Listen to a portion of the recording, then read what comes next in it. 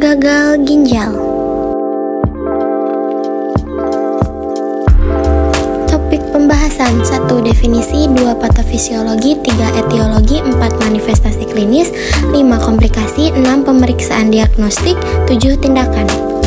Definisi: gagal ginjal merupakan suatu kondisi di mana ginjal tidak lagi mampu menjalankan fungsinya dalam menyaring limbah dan zat kimia dari darah. Kondisi ini dapat terjadi secara tiba-tiba akut atau secara bertahap kronis. Gagal ginjal kronis diartikan sebagai penurunan fungsi ginjal yang terjadi secara bertahap selama minimal 3 bulan. Dalam kondisi ini, penumpukan limbah dan zat kimia dalam darah dapat mengganggu keseimbangan tubuh dan berpotensi menimbulkan masalah kesehatan yang serius.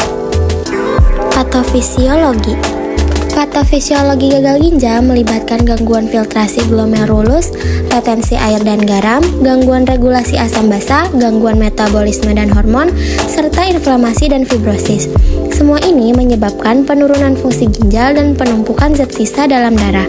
Gagal ginjal disebabkan oleh kerusakan jaringan ginjal yang dipicu oleh penyakit jangka panjang. Beberapa penyakit yang bisa menjadi penyebab gagal ginjal adalah diabetes, tekanan darah tinggi, dan penyakit asam urat. Etiologi. Gagal ginjal dapat disebabkan oleh berbagai faktor atau kondisi yang dapat merusak ginjal secara bertahap.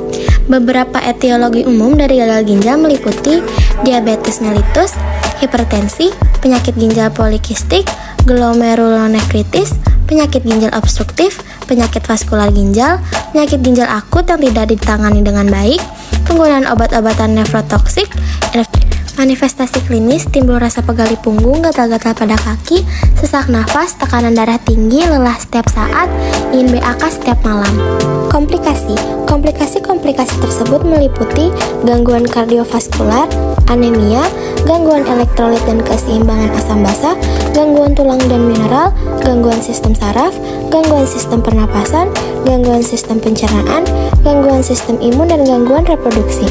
Komplikasi gagal ginjal kronis, retensi cairan yang dapat menyebabkan pembekakan di lengan dan kaki, tekanan darah tinggi atau cairan di paru-paru, edema paru-paru, peningkatan mendadak kadar kalium dalam darah, hiperkolemia yang dapat mengganggu fungsi jantung, dapat mengancam jiwa, anemia.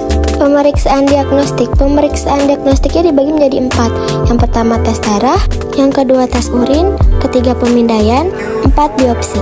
Tindakan.